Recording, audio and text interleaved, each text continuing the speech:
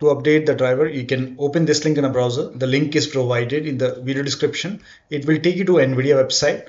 Now over here, select your graphic card. Make sure that you select your graphic card over here. Select the right series over here.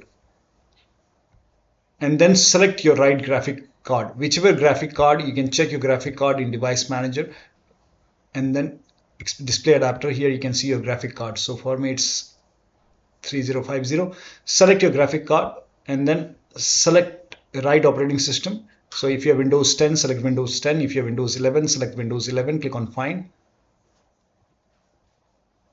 And on this page, you will find the latest this driver version, that is 595.97. Now this is the GeForce Game Ready driver. Click on View and then click on Download. And once the download is complete, you can run this exe file. Let it complete, run the exe file, then click on Yes to allow, click on OK, and then click on Agree and Continue.